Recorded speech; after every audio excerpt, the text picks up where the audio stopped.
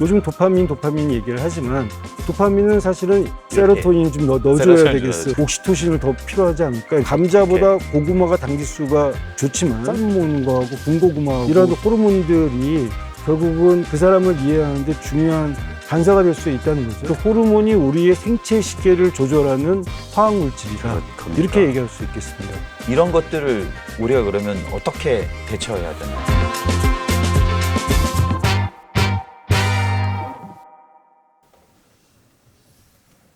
네, 안녕하세요. 세바시 나머지 45의 구범준 PD입니다.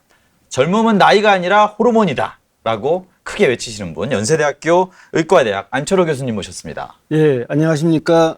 내분비내과 안철호 교수입니다. 오늘은 제가 호르몬과 건강에 대해서 모든 것을 다 말씀드리도록 하겠습니다. 모든 것을? 네. 이제 우리는 젊어지는 거군요. 네.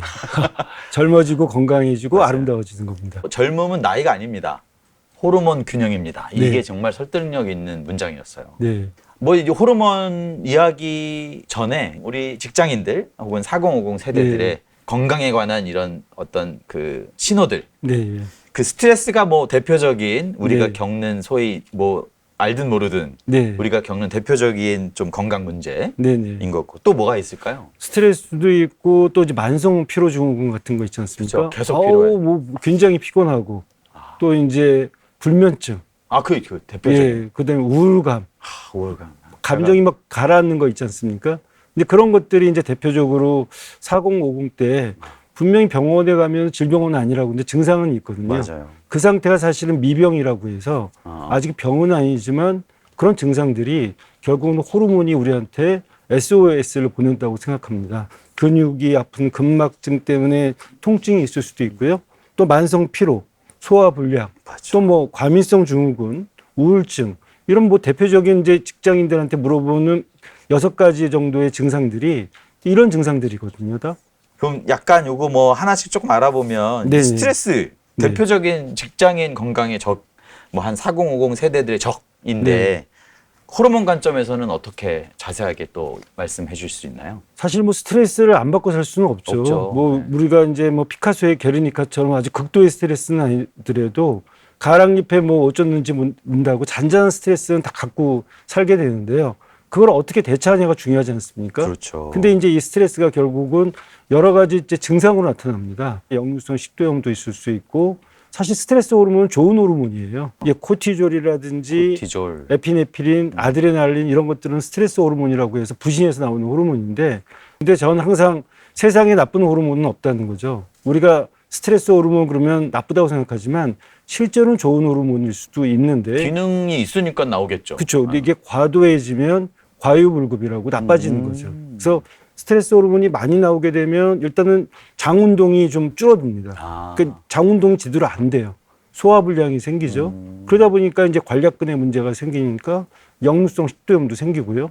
갑자기 스트레스 받아가지고 탈모되고 머리가 머리도 하얘졌다. 빠지고. 이런 탈모 증상도 있고요. 그리고 이 퇴치가 많이 생기는 것도 스트레스 호르몬 때문이고요. 호르몬 때문에 그런 거군요. 그렇죠. 탈모의 양상을 보게 되면 어느 호르몬 때문에 탈모가 되는지를 알 수가 있습니다. 스트레스 호르몬은 원형 탈모가 되고요. 갑상선 호르몬 때문에 생기는 탈모는 주변 머리가 없어지고요. 그다음에 그 남성 호르몬 때문에 문제가 되는 스트레스는 그 호르몬은 이 전두엽, 앞머리가 또 M자형 탈모가 되고 성장 호르몬이 문제가 되는 탈모는 전반적으로 탈모가 됩니다. 그러면 그 어떤 형태의 탈모냐 그건 호르몬과 관련이 있는 그렇죠. 거죠. 그래서 우리 신기하네. 내분비내과 의사는 관상장이처럼 사람을 이렇게 보면 물끄러미 봅니다. 저 사람은 어떤 호르몬이 부족할 거야. 구피디는 뭐가 좀 문제가 있겠군. 그렇군요. 그 다음에 이제 호르몬 검사로 들어가는 거죠. 재밌네요. 그럼 스트레스 호르몬이라는 거는 뭐 어느 때 분비가 되는 겁니까? 어느 때 많이 왜 그런가요? 우리가 이제 어떤 뭐 추위라든지 어떤 스트레스를 받는 그런 스트레스 상황들, 상황. 그럴 때 이제 그걸 이겨내기 위해서 그러니까 이제 혈당과 혈압을 올리면서 기운을 올리려고 스트레스 호르몬이 나오고요. 실제로 스트레스 호르몬이 아침에 재는 거하고 저녁에 재는 거하고 양이 틀립니다. 스트레스 호르몬은 우리를 각성시키거든요. 아침엔 스트레스 호르몬이 많이 나와야 되고요. 저녁 때는 이게 좀 줄어들어야 됩니다. 어떤 우리가 뭐 새벽형 인간이라든지 올빼미형 인간에 따라서 이 코티졸의 호르몬의 패턴이 달라집니다. 이게 올빼미형 인간들은 저녁 때 이제 그런 게 많이 나와서 깨어 있게 되는 거고요. 새벽형 인간들은 아침에 많이 나와서 아침에 또 깨어 있게 되는 거죠. 아, 호르몬이 코티졸이 하루 종일 안 나오는 사람들은 이제 운둔형. 결국 하루 종일 이제 만성 피로 때문에 집에 틀어박혀 있는 사람들. 이게 아침에 나와야지 각성이 됐다가 오후에는 떨어지고 반대로 오후에는 이제 교대 근무하는 것처럼 멜라토닌 호르몬이 나오기 시작합니다. 그래야 또 잠을 자니까요. 근데 멜라토닌 호르몬이 낮에도 나오게 되면 낮에도 계속 잠을 자게 될 거 아닙니까? 그러니까 이 코티졸과 멜라토닌 호르몬이 서로 교대가 자연스럽게 우리가 보면은 영국에서 근위병들이 이렇게 서로 교대 근무하는 것처럼 그렇구나. 이 바톤 터치가 돼야 되는 거예요. 그 호르몬이 우리의 생체 시계를 조절하는 화학 물질이다. 그러니까. 이렇게 얘기할 수 있겠습니다. 그 스트레스 호르몬이 나오면 요즘 얘기하는 바이탈 쪽 있지 않습니까? 그러니까 뇌나 심장이나 이런 쪽에 이제 피가 많이 가게 되고요. 좀 그때 스트레스 상황에서 불필요한 것들 있지 않습니까? 소화기나 이런 쪽에는 피가 안 가니까 소화불량이 되고 뭐 예를 들면 역류성 식도염이 되고 또 스트레스 호르몬이 너무 많이 나오게 되면 밤에도 깨어있게 되면 불면증이 생길 수도 있는 거죠. 그럼 뭐 이제 소화불량이나 이런 대장 쪽에 이런 문제들은 네. 그 부분 왜 생기는 건가요? 이제 아까 얘기했던 대로 스트레스인가요? 스트레스 원인이? 호르몬 때문에 많이 나오게 되면 세로토닌 호르몬은 반대가 됩니다. 그 세로토닌 호르몬은 이제 아무리 많이 나와도 상대적으로 줄어들게 되거든요. 근데 세로토닌 호르몬은 이게 사실은 장 운동하고도 관련이 있습니다. 아. 그래서 우리가 이제 세로토닌 호르몬이 10%는 뇌에서 나오는데요. 90%는 장에서 나옵니다. 장에서 나오는 그래서 거구나. 우리가 장을 제2의 뇌라고 하는 이유가 뭐냐면 세로토닌 호르몬이 나와서 장 운동을 해야 되는데 우리가 스트레스 받으면 장으로 느끼는 분들은 많아요. 아. 그게 바로 과민성 증후군이거든요. 아, 그래서 예. 그런 게 생긴 거군요. 예, 여행 가서 변을 못 보시거나 막 설사하고 그러니까 환경이 달라지면 예, 그게 이제 장이 더 예민한 겁니다. 그러니까 이 호르몬이라는 게 세로토닌 호르몬이 장에서 나오고 스트레스 호르몬이 많이 나오면 그 기능이 떨어지고 작용이 떨어지는구나. 떨어지니까 그러니까 세로토닌과 스트레스 호르몬들은 약간 서로 그렇죠. 양과 음의 아, 법칙처럼 그렇구나. 반대로 기랑 호르몬이라고 하는데요. 아. 기랑적인 작용을 하게 되는 거죠. 음. 결국은 장을 잘 다스리는 사람들이 더 우리가 아. 더 이렇게 진취적인 생각도 할 수 있고 그래서 뇌장축이라는 게 있습니다. 아. 뇌와 장의 그 축이 있는데 그거를 연결시키는 호르몬이 세로토닌이라는 호르몬인 거죠. 그렇구나. 이렇게 꾸불꾸불한 것도 비슷하고. 뇌도 막 이렇게 꿀꿀하고. 그렇군요. 예. 불면증은 어떻습니까? 이 불면증. 그래서 불면증도 결국 호르몬으로 풀 수가 있는데요. 아까 얘기했던 대로 이제 스트레스 호르몬은 각성 호르몬이고, 그 다음에 이제 세로토닌 호르몬은 코티졸 호르몬과 반대라고 했지 않습니까? 그렇죠. 근데 이 세로토닌 호르몬이 밤에 저장되는 게 멜라토닌입니다. 그래서 우리가 트립토판이라는 아미노산에서 낮에 햇볕을 받아서 세로토닌이 많아지고, 세로토닌이 많아진 게 저장을 멜라토닌으로 바꿔놓고 있다가 밤에 그걸 꺼내 쓰는 거거든요. 그러니까 요 세 가지 호르몬의 균형이 깨지면 불면증이 생길 수 있는 거죠. 그러니까 불면증도 결국은 어느 경우에 깨집니까? 보통 이제 이 멜라토닌 호르몬은 아. 우리가 이제 평온한 상태에서 이제 빛이 들어오면은 이 송가슴에서 멜라토닌 분비가 억제됩니다. 그러니까 우리가 빛이 이제 들어오지 말아야 되는 거네. 빛이 들어오지 않고 어두운고 그쵸. 편안하고 근데 이 멜라토닌 호르몬 자체가 안 만들어져 있으면 아무리 꺼내 쓰려고 해도 어두워도 꺼내 쓰지 못하지 않습니까? 못하고. 근데 아무리 또 많이 쌓아놨어도 그걸 꺼내지 못하면 안 빛이 되죠. 있으면 또 안 안 꺼내지는 돼요. 거예요. 그래서 이 두 가지를 잘 지키시면 그러네요. 이제 충분한 숙면을 취할 수 있다. 그럼 진짜 볼수 답이 있습니다. 나왔네요. 평소에 장 건강 관리 잘하고 네. 행복한 생각 많이 하면 답은 세로토닌 무지 나와가지고 멜라토닌이 그게 되고 멜라토닌으로 저장되고 밤에 잘 시간에 불 켜지 말고 끄고. 핸드폰 보지 말고 그렇죠. 어둡고 편안한 곳에서 잠을 청하면 멜라토닌이 멜라토닌이 쭉쭉 나와서 나와서 우리가 쭉 잠든다. 숙면을 취할 수 있죠. 거의 제가 의사 수준의 이제 의학 지식을 제 말이 맞는 건가요? 지금 이 정리하면? 호르몬 박사로 감사합니다. 제가 임명하겠습니다. 그리고 이건 어떤가요? 우울증. 우울증이요. 우울증도 호르몬과 연관이 있다고 보시는 우울증도 건가요? 뭐 호르몬과 관련이 있죠. 우울증도 보면은 아까 얘기했던 그 세로토닌 호르몬이 부족해서 생기는 경우가 많고요. 우울증은 또 이제 엔돌핀이라고 우리가 이제 기쁨을 느끼는 호르몬 있지 그쵸, 않습니까? 그쵸. 그게 부족하면 쾌락 또 호르몬. 예, 요즘 도파민 얘기를 하지만 도파민은 사실은 이쪽에도 붙었다가 저쪽에도 붙었다가는 두 얼굴의 호르몬인데요. 아, 이쪽과 저쪽이 뭡니까? 예를 들면 이제 도파민이 너무 많이 나오는 것도 문제지만 도파민이 안 나오면 무감정증이 돼요. 우리가 그렇죠. 파킨슨병에서 나타나는 무감정증. 그러니까 도파민이 어느 정도 나와주고 그다음에 이제 세로토닌, 엔돌핀이 나오면 우울증이 안 생길 텐데 그런 것들이 이제 시동을 걸어주지 않고 도파민이 나머지 호르몬들이 부족해지면 결국은 우울증이 생길 수밖에 없는 안 거죠. 나오는 건 왜 그런 겁니까, 우리? 예를 들면 이제 도파민 같은 경우는 우리가 이제 만들어내면 자기가 어떤 일에 집중을 한다든지 호감을 느껴야 되는데 근데 직장에서 계속 스트레스 받고 그러면은 도파민도 안 나오고 엔돌핀도 안 나오고 세로토닌은 햇볕 쬐지도 못하고 그 오피스에서 계속 앉아 있고 그러면 뭐 이제 우울증이 내가 왜 직장을 다니는 건가 이런 생각을 하게 되겠죠. 키에르케고르라는 사람이 그 죽음에 이르는 병이 있다. 그게 이제 우울증이라고 네네. 얘기를 하지 않습니까? 그러니까 어찌 보면 우리가 이제 우울증을 갖다가 이제 마음의 관계라고 가볍게 생각하시는 분들 많은데 맞습니다. 왜냐하면 우울증이라는 게 일가적으로 오기도 하고 그걸 잘 극복하면 해안할 수도 있지만 지금 말씀하신 것처럼 그게 이제 계속 이게 가중된다면 사실은 이제 굉장히 큰 병을 갖다가 일으킬 수가 있는 거죠. 그 우울증 하면 우리 정신과 전문의 만나는 게 되게 좋은 방법이다. 네. 그때 이렇게 처방하는 약들이 호르몬에 관련된 것들인가요? 그렇죠. 그런 호르몬들이 제가 아까 얘기했던 도파민 호르몬이나 세로토닌 호르몬을 갖다가 균형을 맞춰주는 약들이 실제적으로 우울증 치료제가 될 수 있습니다. 그거를 약에 의해서 나오게 만드는 그렇죠. 거군요. 일단은 분비를 촉진시키기도 네, 하고요. 네, 네. 나왔던 그 호르몬들이 이제 다시 재흡수되지 않게 해서 그 기능을 강화시키는 것들이 그런 우울증 약의 기본이 되겠습니다. 그렇군요. 그럼 결국은 호르몬이네요. 이런 것들을 우리가 잘 다스리지 못해서 이런 어떤 뭐랄까 미병들, 네네. 증상들이 나타나는데 네. 그러면 이게 질병으로 네. 진화라고 해야 되나 하여튼 발전 그 어떤 대표적인 질병들은 뭐가 있을까요? 대표적으로 아마 이제 4050 정도 되시는 분들 그렇죠. 생기는 게 뭐 당뇨병, 당뇨죠, 당뇨. 그다음에 뭐 갑상선도 요즘 많아졌고요. 맞아요. 그다음에 이제 고지혈증 같은 것들이 고지혈증. 우리는 그걸 갖다가 대사 질환이라고 하지만 엄밀히 얘기하면 이게 호르몬 대사 질환이라고 얘기를 해야 되고 호르몬 질환이라고 생각을 하셔야 될 겁니다. 네. 우리가 이제 당뇨병 그러면 대부분 사람들이 이제 당뇨병, 호르몬, 인슐린만 생각하는데요. 그렇죠. 우리가 아는 저는 건 이제 인슐린. 당뇨병과 관련돼서는 이 혈당을 올리는 호르몬이 8가지 정도가 있거든요. 우리가 이제 인슐린이 부족하면 혈당이 올라가지만 글루카곤형 호르몬이 많아지면 또 혈당이 올라갑니다. 또 뇌에서 이제 식욕 호르몬이 문제가 생기면 자꾸 먹게 되니까 또 당뇨가 또 혈당이 나빠지고요. 올라가고. 또 콩팥에서 소변으로 당을 빠져나가게 해야 되는데 그게 문제가 생기면 또 혈당이 올라가고요. 그래서 이 인슐린만 집중한다고 해서 당뇨가 되지 않고 그래서 이제 뭔가 이게 포괄적으로 전체적으로 접근을 해야 된다. 오케이. 그래서 우리가 인슐린만 잘 관리한다고 해서 당뇨가 치료되지 않고 그래서 지금까지 우리 직장인들이 당뇨 관리가 잘 안 되는 거 아니겠습니까? 제가 본 환자분들은 진료실에 와가지고 또 교수님 제가 어저께 깜빡 또 라면을 먹었습니다. 이렇게 얘기하시는 분들이 계시거든요.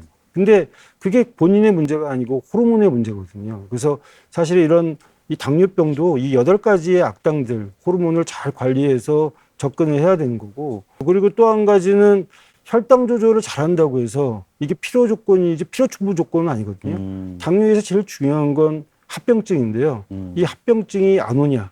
그렇지 않습니다. 예를 들면 혈당 조절을 잘했고 열심히 혈당을 측정하는 사람도 어떤 사람들은 합병증이 막 오는 사람이고요.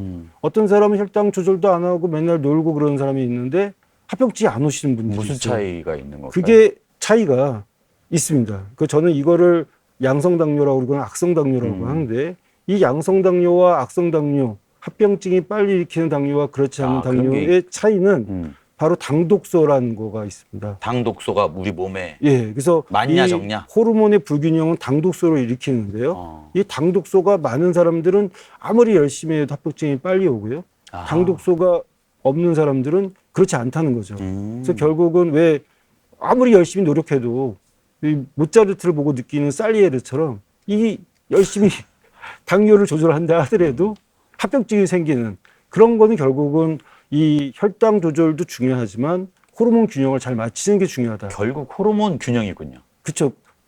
결국은 기승전 호르몬 호르몬 균형. 성공적인 당뇨병의 관리는 오케이. 결국은 호르몬 균형을 쫓아라라고 당뇨병에 대해서 제가 좀 결론을 그렇군요. 내리고 싶고요. 두 번째로 많은 게 이제 갑상선 질환인데 갑상선 질환. 요즘 뭐 갑상선 암이 많고 여자들이 많은 이유가 그것도 여성 호르몬하고요. 갑상선 호르몬이 비슷합니다. 비슷하다고 많아지는 건 무슨 이유? 그 여성들한테 여성 호르몬이 많이 나오는데 이 여성 호르몬이 갑상선 세포에 갑상선 호르몬이 자극 호르몬 있지 않습니까? 그거가 유사하기 때문에 여성들한테 갑상선 질환이 더 많은 거는 그런 호르몬의 차이가 있다라고 볼 수가 있고요. 또 한 가지 이제 갑상선의 그 문제들은 되게 결절이나 암도 있지만 제일 중요한 건 이 호르몬이 맞냐 적냐에 따라서 기능 항진증이 있고 기능 저하증이 있는데 이게 어느 정도 좀 이렇게 진행되기 때는 다 누구든지 저 사람은 항진증이다 저하증이다 알 수 있지만 그게 약간 있거나 진행되기 전에는 사실 잘 애매합니다. 모르죠. 어떤 경우에는 기능 항진증이 생기면 불안 초조하고요. 막 열이 나고 열감이 생기고 막 땀이 나거든요. 그럼 어떤 사람은 이거 갱년기인가 이렇게 생각하시는 분도 있고요. 또 기능 항진증이 생기면 막 과민성 대장 증상처럼 설사도 하고 뭐 그런 증상이 있고요. 근데 저하증이 되면 반대입니다. 막 우울해지고 또 변비가 생기고 심장 박동이 느려지고 또 이서 심장내과 가기도 하고 정신과에 가기도 합니다. 실제 알고 보면 이게 호르몬의 차이거든요. 뭐가 잘못된 건가요? 이게 갑상선은 우리 몸의 엔진이라고 볼 수 있는데요. 엔진. 이 운동을 막 심장 박동을 뛰게 하는 건데 우리를 움직이게 만드는 그렇죠. 게 엔진. 근데 이게 만약에 많아지는 항진증이 그게 생기거든요. 많아지는 건 항진증. 네, 그죠? 떨어지는 건 저하증. 네. 근데 이런 거에 생기게 되면 이제 아까 얘기했던 아주 그 거울처럼 반대 이미지인데 그쵸. 그런 것들이 생기게 되는 거예요. 항진증을 치료하다가 저하증이 되는 경우도 있고요. 저하증을 치료하다가 또 항진증이 될 수도 있습니다. 그러니까 결국은 이 중간에 균형을 균형의 잡아서 추를 잘 맞춰야 맞추는 되는 게 중요한데요. 저는 요즘 이제 어떤 얘기를 하냐면 불연성 갑상선 기능 저하증이 많아지고 있습니다. 불연성. 불현성. 불현성. 예. 나타나지 않는. 아직 나타나지는 않았는데 검사해 보면은 약간 이 항진적인. 기능이 저하될 것 같은 사람들. 그런 환자들은 사실은 여간에서는 발견하기 힘든데요. 계속 이렇게 아침에 일어나면 잼잼이 안 되고, 그다음에 이제 막 수족냉증 같은 게 있고, 뭐 이런 분들 손발이 시리고 이런 분들 보면은 갑상선 기능 저하증은 아닌데 불연성으로 이제 있는 분들이 있거든요. 그런 것들도 이 호르몬이나 자강체 검사를 해보면은 이게 하시모토 갑상선염이라는 걸 알게 되고 하시모토 갑상선염이란 게 또 있군요. 예, 그게 이제 자가 면역 때문에 생기는 갑상선 기능 저하증이거든요. 그래서 그런 것들이 이제 간과하고 있다가 발견되면 사실 호르몬 치료를 하면 좋아지는데 그런 것들을 잘 모르고 있어서 직장인들 중에서도 나 요즘 너무 피곤해. 자꾸 왜 아침에 일어나면은 베개 자국이 없어지지 않고 점심 때까지 붙어 있지? 그리고 막 손발이 왜 저리고 부어 있을까? 이런 분들은 꼭 갑상선 호르몬 검사를 해보실 필요가 있다고 생각합니다. 예, 근데 그 불연성 갑상선 기능 저하증을 내버려 두면 이게 이제 넘어가면 이제 기능 저하증이 되고 바로 진짜 그때는 질병으로. 다시 이제 돌아오기가 쉽지가 않은 거죠. 이 갑상선 질환이 한번 하면 잘 치료가 안 된다고 그러더라고요.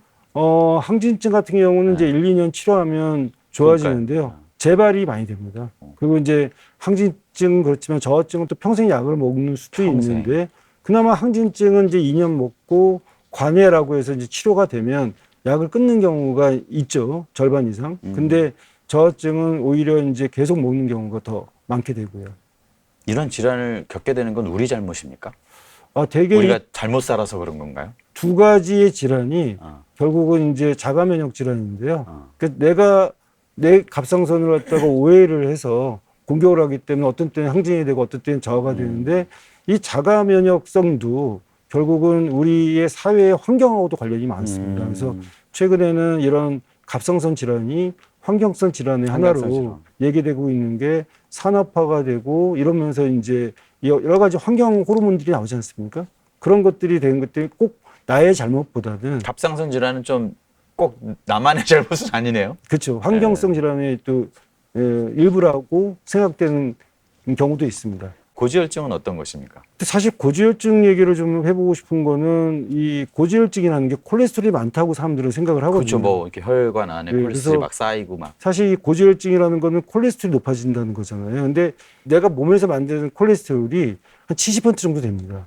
내가 먹어서 생기는 콜레스테롤이 30%거든요. 그러니까 사실은 내가 뭘 잘못 먹어서 고지혈증 됐다고 생각들을 하는데 내가 뭘 잘못 먹은 건 30%고 내가 만들어내는 거가 지금 문제가 있는 거죠. 그 만들어내는 것도 많이 만드는 거는 문제가 있는 거군요. 문제가 있는 거죠. 적당히 근데 만들어야 돼. 문제는 뭐냐면 이 고지혈증이 있다고 해서 이제 음식을 갖다가 막 채식만 한다고 하는데 그래봤자 200에서 한 140 정도 고정분이 못 떨어뜨리는 거죠. 30%니까. 그래서 그 우리 몸에서 만들어내는 콜레스테롤을 갖다가 조절하는 게 결국 호르몬이니까 호르몬이고. 호르몬 조절을 잘해야 돼요. 그 우린 뭘 못해서 그렇게 자꾸 많이 만들어낸 건가요? 예를 들면 스트레스 호르몬이 많아지면요. 그것도 스트레스 호르몬은 코티졸은 우리 몸에서 콜레스테롤을 많이 만들어내게 되거든요. 혈당을 올리게 하고요. 혈압을 올리게 되니까. 그러니까 실제적으로 이 고지혈증이라는 게 또 분명히 내가 갖고 먹었던 콜레스테롤을 또 얼만큼 분해하냐는 건데 이 분해하는 호르몬이 부족해져도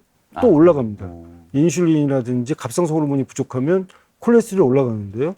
대부분 사람들이 고지혈증이 있다고 그러면 무조건 약을 먹는데 그게 아니고 저는 어떤 호르몬에 문제가 있어서 이 콜레스테롤이 올라가든가 그거부터 따져봐야 된다고 생각합니다. 그렇군요. 아이가 성적이 안 좋다고 그래서 지금 여기 직장인들이 아이들 보고 무조건 너 공부해라 했다고 해서 공부가 잘 되는 건 아니고 옆에서 지켜 앉았다고 해서 공부하는 시간이 늘어난다고 공부가 잘 되는 것도 아니고 얘가 왜 공부를 못할까? 그 이유를 파악하는 국영수 게. 중에 뭘 못해서 그럴까?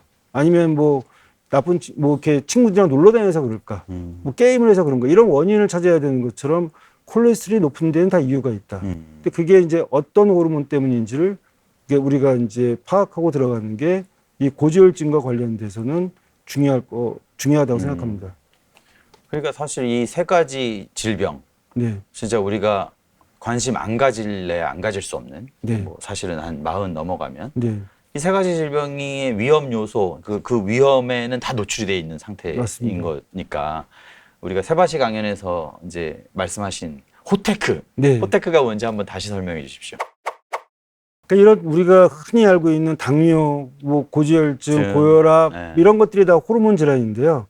이걸 갖다가 제대로 치료를 하기 위해서는 호르몬을 봐야 된다는 거죠. 그림자가 아니라 모닥불을 쫓아가야 됩니다. 그게 이제 호르몬인데 이거를 빨리 잘 관리하기 위해서 제가 이제 만들어낸 얘기가 세 가지 호르몬만 3주만 관리하면 이 호르몬의 균형을 찾을 수 있다. 그래서 이 3주 세 가지의 호르몬을 관리하는 방법. 그래서 호테크라고 얘기를. 호르몬 관리 기술. 예, 호르몬 관리 기술입니다. 그때 강연에서 이제 회춘 호르몬이라고 소개를 해주셨어요. 네네. 그 세 개의 호르몬 네네. 뭡니까? 첫 번째는요. 네, 인슐린. 인슐린, 두 번째는 성장 호르몬. 성장 호르몬, 세 번째는 멜라토닌 호르몬. 멜라토닌. 아까 우리 수면에 네네. 관계된 게. 이 세 가지 호르몬을 잘 관리하면 네. 3주 만에 우리는 회춘할 건강을 수 있다. 무료 회춘할 수 있다. 네. 그 과장 광고 아니십니까 혹시? 근데 왜냐하면 이게 자기의 습관이 그렇죠. 평생 가듯이 3주면 3주면 이 3주에 끝나고 또 다시 또 풀어지면 안 되고 그쵸. 이 3주 정도 지나면 습관이 들거든요. 보통 21일. 20일. 그쵸. 그러면 그 습관을 갖고 산다면 계속 그 전제하에 회춘할 수 있다. 저는 과대 광고 절대 아니라고 생각합니다. 이 노화를 느리게 할 수는 있어도 멈추진 못하지 않습니까? 요즘은요. 네. 항노화가 아니고 역노화라고 얘기하지 않습니까? 거꾸로 우리는. 예, 그래서 40대, 50대 호르몬의 건강을 잃었던 사람이 60대, 70대에 내가 호르몬을 제대로 해서 건강해진다면 그렇죠. 다시 60대, 70대, 나이는 60대, 70대지만 젊음은 호르몬이 만드는 거니까 40대, 50대의 그 젊음으로 돌아간다면 이거는 항노화가 아니고 노화를 멈추는 게 아니라 역노화가 되는 거죠. 자, 여러분 들으셨죠? 역노화 가능합니다. 여러분 노화를 멈추는 것도 아니고 느리게 하는 것도 아니라 젊어지는 겁니다. 그래서 회춘 프로젝트 3주. 네, 요즘 뭐 이제 가속노화, 뭐 항노화, 역노화 얘기 많이 하는데 3주 프로젝트의 첫 번째는 1주차. 1주차 뭘 해야 되는 겁니까? 1주차는 우리가? 인슐린 호르몬에 집중하십시오. 그 3대 호르몬에 탁탁 이렇게 네. 대응을 하는. 그래서 인슐린은 주로 어디에 관련됐냐면 식사와 관련된 호르몬이거든요.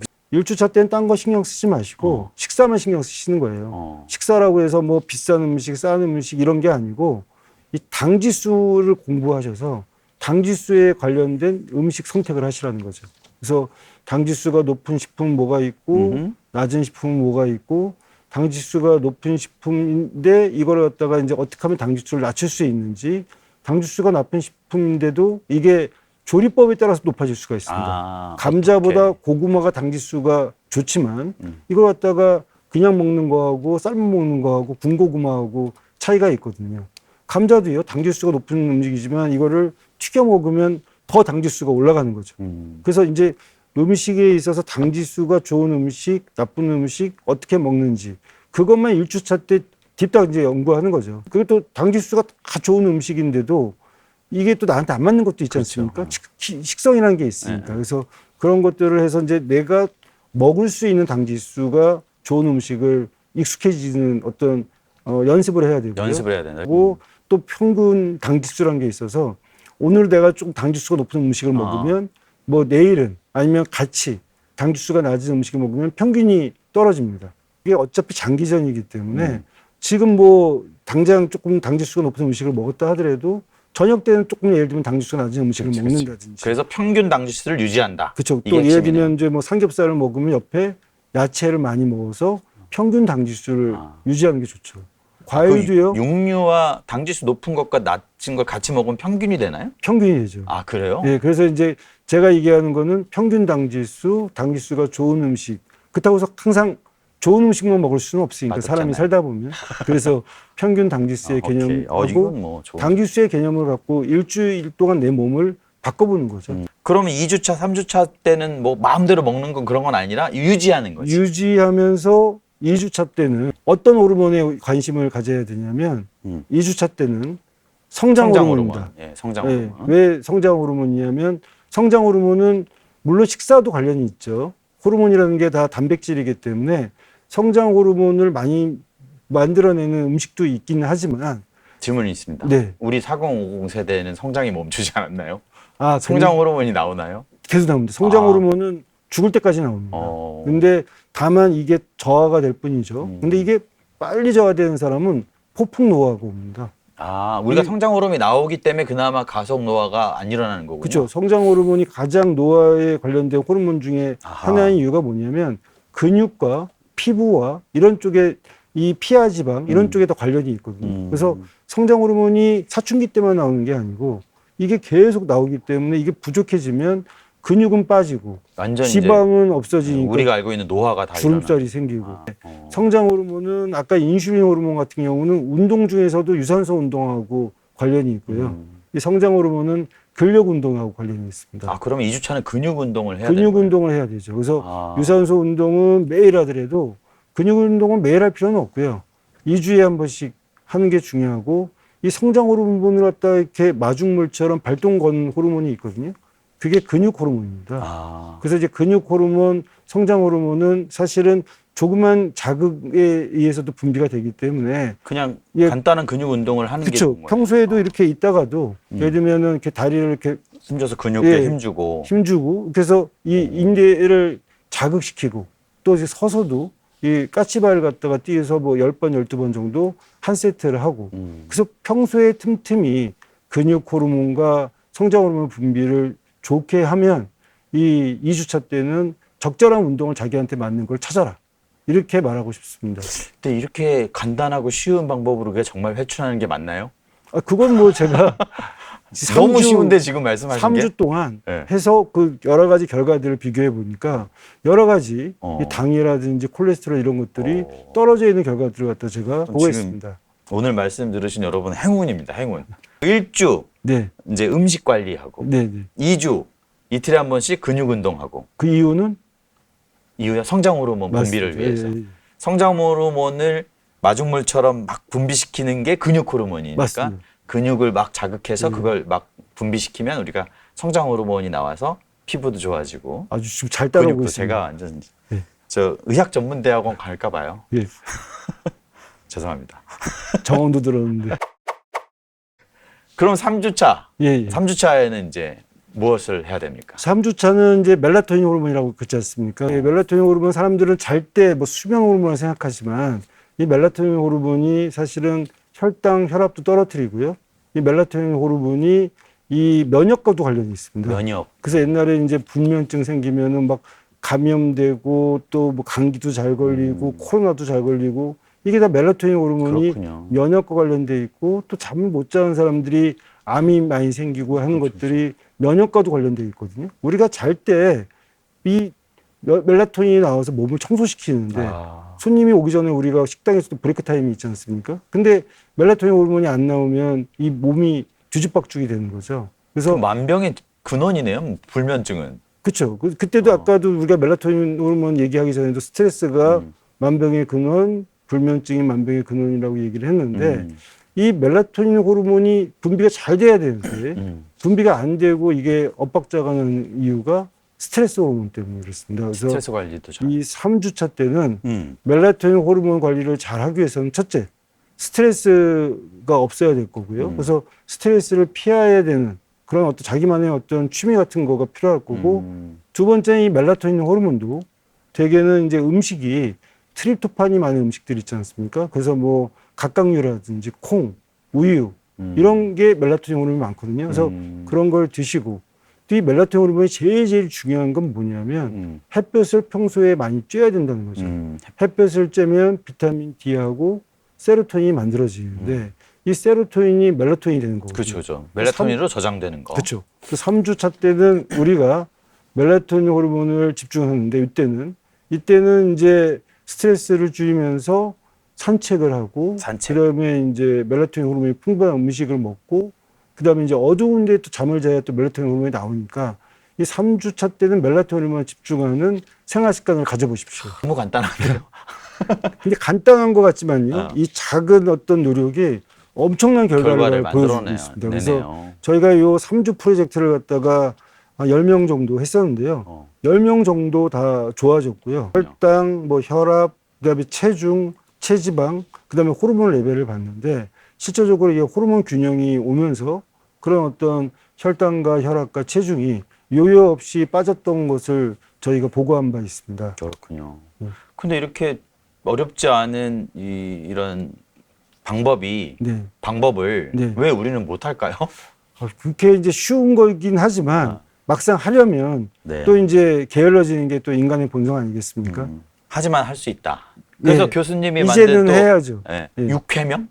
육회명. 호르몬 균형을 위한 육계명인데 그거 좀 소개해 주시죠. 네. 첫 번째는 이제 쾌 식사라고 해서 쾌식사. 규칙적으로 즐겁게 식사하라. 그러니까 여기서 중요한 건 즐겁게 식사하는 것보다는 규칙적으로 식사하는 게 중요합니다. 두 번째는요. 균형 잡힌 식단을 즐겁게 구성하라. 쾌 식단이라고 할 수 있는. 그러니까 어떤 식단이 나한테 호르몬 균형을 맞아 즐겁게 막 기대하면서 그다음에 이제 쾌 운동. 예, 뭐 억지로 운동을 하지 말고 이게 나의 호르몬 균형을 잡아주는 운동이야 생각하면 즐거운 운동이 되지 않겠습니까? 그렇죠. 뭐. 이게 내가 1살 젊어지는 거야. 7살 젊어지는 거야. 이렇게 즐거운 마음으로 운동을 즐겁게 하라. 우리가 막 무게 막 100kg 치고 뭐 이럴 필요는 없는 거잖아요. 간단히 내 근육의 자극. 오늘 내가 몇 살 젊어졌네. 뭐 이렇게 이제 건강해졌네. 쾌 운동. 쾌 운동. 쾌 운동. 네 번째는 쾌면이죠. 쾌면. 이건 정말 양질의 수면을 아주 즐겁게 잠을 자야 되겠죠. 다섯 번째는 쾌 스트레스입니다. 쾌 스트레스. 예, 그래서 스트레스가 없는 사회는 없어요. 그렇죠. 결국은 내가 받은 스트레스를 내가 얼마만큼 스트레스 유연성이란 말이 있듯이 이걸 갖다가 얼마만큼 내가 이 역치를 높이는 게 중요한 거거든요. 그래서 쾌 스트레스를 즐겁게 관리하라. 그렇죠. 스트레스를 없애는 게 아니라 사실 관리의 문제라는 거죠. 즐겁게. 이 스트레스 관리 잘하면 내가 또 호르몬적으로 젊어질 거야. 맞아요. 스트레스를 즐겁게. 마지막은 무엇입니까? 마지막은 이제 쾌약물인데요. 쾌약물. 약물을 먹을 때도 즐겁게 먹고 또 약물을 먹을 때 너무 과도하게 먹지 않고 즉 균형을 잡혀서 약물의 오남용. 예, 그렇게 내가 이 약물을 제대로 잘 먹으면 내 몸이 젊어지고 또 다시 이걸 너무 많이 먹으면 문제가 될 거고 이걸 생각하면 생각하는 것 자체가 즐겁지 않습니까? 생각만으로요? 생각만으로. 근데 약물이라는 거는 이렇게 건기식 뭐 영양제 이런 것도 포함하는 거죠. 영양제, 뭐 비타민 D 여러 가지가 있죠. 근데 정말로 그게 무조건 먹는 게 아니고 남들이 먹는다고 따라 먹지 많이 말고 무조건 먹어요. 저도 그러고요. 아니요, 나한테 필요하냐 안 필요하냐부터 따지고 먹어야죠. 그것도 나한테 필요하더라도 이 사람은 10이 필요하고 저 사람은 20이 필요하니까 나한테 필요한 양이 얼마인지를 양도 알고 또 우리가 알아야 되는데. 그렇죠. 사람마다 틀리고 사실은 또 이제 비타민 D나 이런 것들은 지용성이기 때문에 자꾸 축적된다는 것들을 생각을 하셔야 됩니다. 우리 그 교수님은 그 연세에 비해서 되게 건강하시고 활동도 되게 정열적으로 많이 하시는데 그거는 호르몬 균형을 맞춰서인가요? 어떻게 사시나요? 그래서 저도 이런 유쾌한 그 호르몬 습관을 가지려고 노력을 하고 또 이제 그렇게 실행하고 있고 그래서 조금 나이보다 젊어 보이는 것 같습니다. 그러니까. 근데 뭔가 즐거움. 네. 이게 나쁜 습관을 가지면 되게 쾌락이 있잖아요. 네. 그거를 예를 들면 우리가 뭐 금주를 한다거나 네. 무슨 뭐 이런 유흥 이런 걸 끊으면 마치 네. 그럼 나 스트레스 어떻게 관리해? 인생이 재미없어서 어떻게 이런 생각을 해서 그걸 못 끊겠다 이런 분들도 있는데 네. 사실은 그런 걸 안 하면 네. 더 즐거운 삶이 온다. 이렇게 주장하시는 분도 있거든요. 맞습니까? 그건 맞습니다. 우리가 어떤 걸 갖다가 금지한다는 것이 제한시킨다는 것이 그 자체가 어떤 뭐 속박하고 그렇죠, 구속하는 게 아니고 그거 외에 다른 어떤 선택을 제시하는 거거든요. 그렇지. 근데 그 선택을 했을 때 이 즐거움에서 또 다른 결이 다른 또 즐거움을 또 느낄 우리가 수 찾을 있는 수 거죠. 있다. 네. 그러니까 여러분들 우리가 사실 호르몬 균형을 위해서는 끊어야 될 것도 있고 네. 또 우리가 새로 시작해야 될 것도 있는데 네. 대부분 끊어야 될 것에서 우리는 뭔가 위안과 위로와 쾌락을 찾고 있잖아요. 네. 네. 그래서 못 끊죠. 그렇죠. 그게 두려워서. 하지만 끊는 순간 또 다른 새로운 삶의 세상이, 즐거움들이 딱 준비하고 기다리고 있다. 있죠. 기다리고 있다. 그거 생각하면 즐겁다고. 네. 그래서 이게 육회. 육회가 된 거죠. 네. 그 마지막으로 이 방송 듣고 이 호르몬 균형을 목표로 네. 좀 이제 오늘부터 달려봐야겠다. 오늘부터 해봐야겠다라고 하는 분들이 있다면 어떤 말씀을 해주실 수 있을까요? 저는 이제 호르몬이라는 게 우리의 젊음을 유지하고 또 아름다워질 수 있는 그런 화학물질이라고 생각을 합니다. 티치아나라는 화가가 있습니다. 근데 티치아나 화가가 슬기의 우이아라는 그림을 그렸는데요. 이거 보게 되면은 이 사람이 일생에서 이제 젊었을 때, 나이 들었을 때, 그다음에 노년이 됐을 때의 그림이거든요. 근데 거기에 각각의 사람 밑에 이제 늑대에서 이제 청년이는 늑대고요, 중년은 사자고, 노년이 되면 개로 변하는 이제 그런 그림이에요.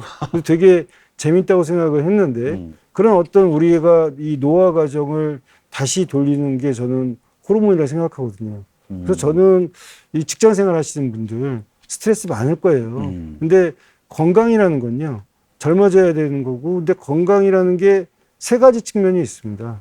하나는 신체적으로 건강해야 되고요, 정신적으로 건강해야 그렇죠. 되고, 또 사회적으로 건강해야 됩니다. 직장 생활이 즐거워지려면 이 대인관계가 원활해야 되거든요. 그래서 건강이라는 게 이 신체적 건강, 정신적 건강, 사회적 건강이 있다면 이 세 가지의 건강을 갖다가 잡아주는 것이 호르몬 균형이다라고 생각을 하는 거죠. 그래서 제가 이 보여주는 이 마티스의 마음이라는 그림을 제가 마지막으로 준비했는데 뭐 주관적일지 모르겠지만 저는 이 그림을 보고 퍼즐 맞추기 게임이라고 생각했는데. 그럼 이쪽이 이제 어떤 공간, 이쪽이 퍼즐 조각해서 딱 맞아 들어갈 거냐 네. 이런 말씀이시죠. 네네. 안 맞을 것 같은데, 근데 안 맞을 것 같아요. 모양이 다른데 근데 모양이 얼핏 보면 비슷한데요. 자세히 안 보면 맞습니다. 틀려요. 자세히 보면 틀려요. 근데 보면은 맞추려고 노력하는 저 진심 어린 저 진정성, 저게 저는 이 그림의 주제라고 생각하거든요. 저 하트가. 예, 하트가. 근데 저런 어떤 남들을 생각하는 그런 마음이 있잖아요. 그런 걸 우리가 배려심이라고 하지 않습니까? 우리가 서로 다르지만 네. 그 다름을 맞춰가는 건 바로 상대에 사랑이자 대한 배려입니다. 배려. 근데 이 배려의 호르몬이라는 게 있습니다. 배려의 호르몬. 그게 이제 뭐냐면 옥시토신인데요. 어. 대부분 사람들은 생물학 시간에 옥시토신 그러면은 아이를 낳고 어머니가 자궁을 수축하는 호르몬, 자궁 수축 호르몬으로 알려져 있는데 실제적으로 이제 이 옥시토신이 자궁도 수축시키지만 어머니의 모성애를 끌어내고 배려하고 보살피는 그런 호르몬으로 알려져 있습니다. 예를 들면 어머님 뭐 짜장면이 싫다고 하셨어 이런 말처럼 예, 배려가 생기는 거예요. 일부러 이제 자식 나는 먹이려고. 나는 옷을 허름하게 입지만 남편한테는 더 좋은 옷을 입히기 쉽고. 아, 그럼 칭찬 중에 옥시토신이 많이 나오시는 분이군요. 이러면 좋은 그렇죠. 거네요. 사실 테레사 수녀한테 피를 뽑아보면 옥시토신 호르몬이 많을 것이다. 아, 추측. 예, 그런 얘기를 하는 거죠. 기부자들한테 재밌네요. 보면은 옥시토신 호르몬이 많은데요. 아, 이 얘기를 왜 하냐면 어. 사실 바람 피고 안 피는 것도 옥시토신 호르몬 때문이라는 얘기도 있거든요.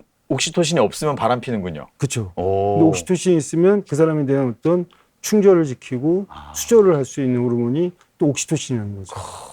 근데 어쨌든 제가 이 얘기를 하는 이유는 뭐냐면 여러분들이 사회생활을 할 때 조금 이제 좀 결이 맞지 않는 사람들이 있을 거예요. 근데 그럴 때 이런 호르몬들이 결국은 그 사람을 이해하는데 중요한 단서가 될 수 있다는 거죠. 그렇죠. 그래서 뭐 오늘따라 저분이 왜 나한테 짜증내고 버럭 화를 내나. 화를 내고. 그러면 뭐 멜라토닌이 부족해서 잠을 못 자서 아침에 코티졸이 많이 나와서 그런가 보다. 스트레스 호르몬 많이 예. 나와서 그렇게 생각을 한다면 이해할 수 있죠. 이해할 수 이해할 있죠. 수 있죠. 그렇게 하면 조금 더 직장 생활이 건강해지고 호르몬 균형을 지킬 수 있을 겁니다. 이 호르몬의 관점으로 보면 세상에 인간관계가 이해 안 될 게 없겠네요. 그렇죠. 호르몬을 알면 여러분 인간관계를 이해하고요. 세상을 바꿀 수 있습니다. 여러분 호르몬 균형을 잘 잡아서 세상을 바꾸는 그런 일을 해보시면 좋을 것 같습니다. 네. 호르몬 균형을 잡는 자가 세상을 바꾼다. 네. 사실인 것 같습니다. 여러분, 오늘 우리 호르몬 박사님, 안철호 교수님 모시고 호르몬에 관한 거를 좀 상당히 깊게 배워본 것 같아요. 무엇보다 중요한 거는 이 3주차 회춘 프로젝트인데 호테크. 호테크 3주차 프로젝트 여러분 꼭 한번 실천해 보시기 바랍니다. 그러면 회춘할 수 있습니다. 맞죠, 교수님? 네. 자, 확실합니다. 지금까지 저는 세바시 나머지 45 구범준 PD였고요. 저는 강남 세브란스 안철호 교수입니다. 여러분 감사합니다. 다음 시간에 뵙겠습니다.